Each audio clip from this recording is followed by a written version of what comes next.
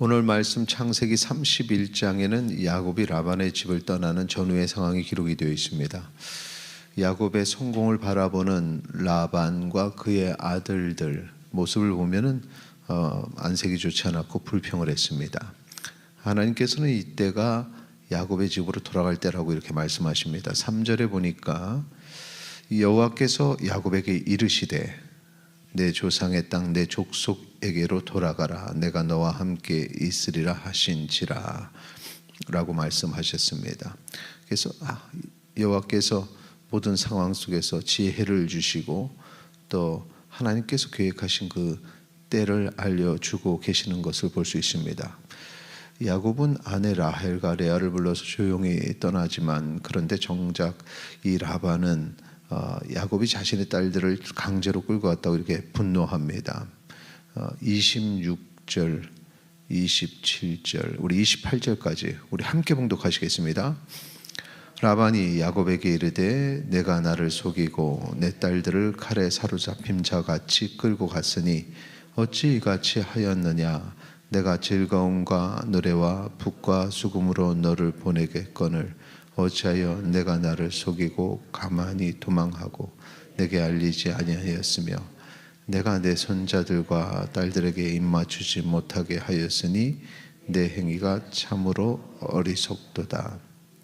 지금 앞에서 야곱은 하나님께서 계획하신 그 계획대로 그 자리를 이제 떠나게 되었는데 라반은 도리어 내 행위가 참으로 어리석다 하면서 이렇게 비난하는 모습을 보게 됩니다. 하나님의 뜻과 계획대로 진행을 한다고 해서 거기에 대한 결과들이 모두가 다 환영하고 찬성하고 환대받는 것 아님을 우리가 지금 이 내용을 통해서 알 수 있습니다.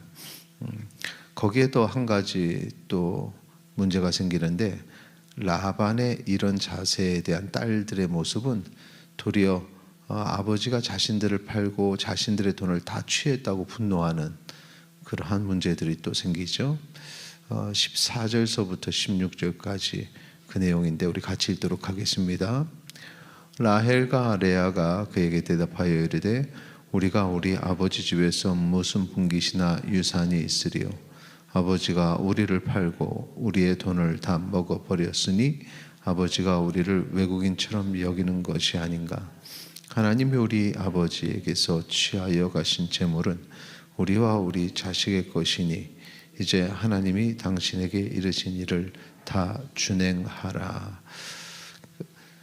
어떻게 보면은 이 가정에 이런 문제가 야곱이 오기 전까지는 드러나지 않았기 때문에 야곱이 와서 이런 문제들이 드러났고 또 이런 원인을 야곱을 향해서 라반이 비난을 또 거두지 않고 계속해서 비난하게 되는 것입니다.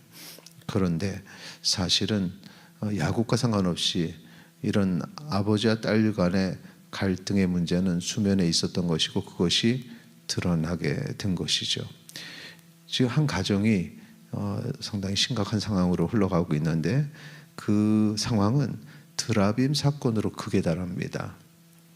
드라빔이라는 것은 가정에 두고 섬기는 이제 우상인데 라반이 이것을 상당히 귀하게 여긴다는 것입니다. 그런데 나오는 과정에 라헬이 그 우상을 가지고 떠났던 것입니다.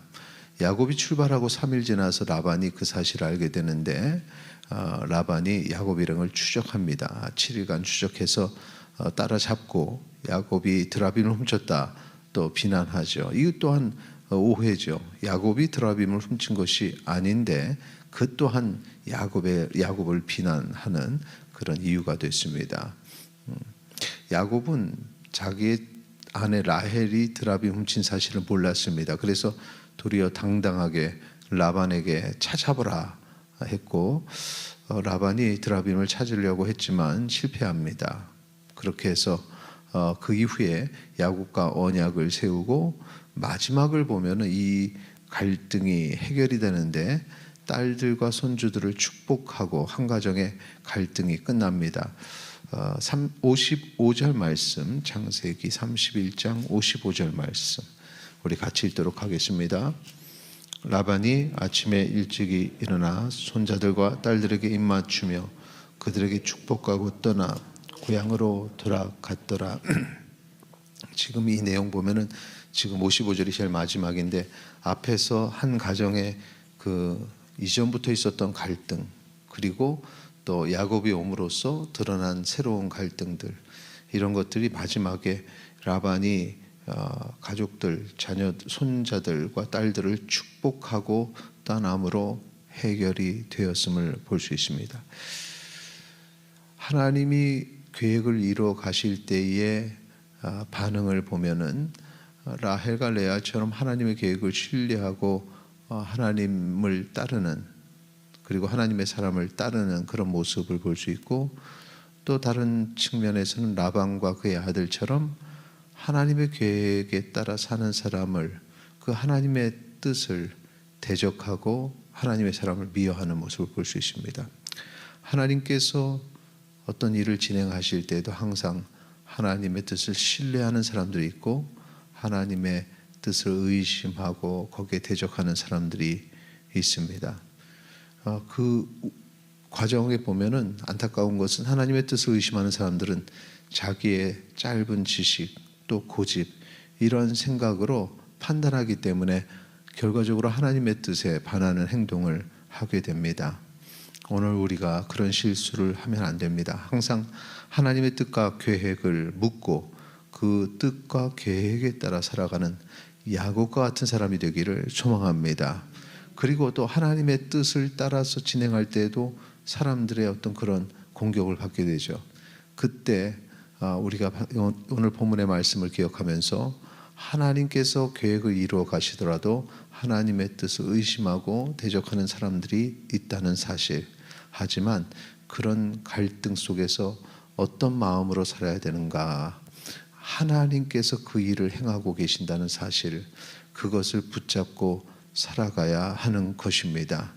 항상 그 생각으로 살아가시기를 바랍니다. 그래서 53절 오늘 말씀해 보시면은 라반이 또 이렇게 최종적으로 고백하게 되죠. 아브라함의 하나님, 나홀의 하나님, 그들의 조상의 하나님은 우리 사이에 판단하옵소서라는 것입니다. 그리고 야곱이 그의 아버지 이삭이 경외하는 이를 가르쳐 또 맹세하게 됩니다. 이 판단은 사람이 아니라 하나님이 하신다는 사실, 하나님께 모든 것을 맡기면 갈등이 해결이 됩니다. 사람이 그 상황을 이해하고 판단하면 사람과 사람 사이에 충돌이 있지만 하나님께 맡기면 모든 갈등은 해결이 된다. 그러므로 때로는 하나님을 신뢰하는 사람과 하나님의 뜻을 의심하는 사람 사이에 있던 갈등도 신앙적으로 해결해서 하나님께 모든 것을 맡기고 하나님의 판단을 받고 하나님께서 이끌어 가시는 계획 안에 들어가야 한다는 사실을 항상 기억하시기 바랍니다. 그럼 마지막은 어떻게 되는가? 하나님이 주시는 풍성한 열매를 얻게 될 것입니다. 오늘 우리의 삶이 그러한 삶이 되기를 원합니다. 하나님의 계획을 묻고 그 계획대로 살아가는 삶, 사람들이 반대할지라도 흔들리지 않는 그러한 모습, 그리고 마지막에는 그들도 우리의 삶을 통해서 하나님의 뜻과 계획을 확신하게 되는, 그렇게 쓰임받는 삶이 되기를 소망합니다. 오늘도 주님 붙잡고 항상 승리하고 결국에는 풍성한 열매를 맺는 온 성도님들이 되시기를 축원합니다. 이 시간에 함께 기도하겠습니다. 오늘도 하나님의 뜻에 따라 살기를 원합니다. 함께 기도하시겠습니다.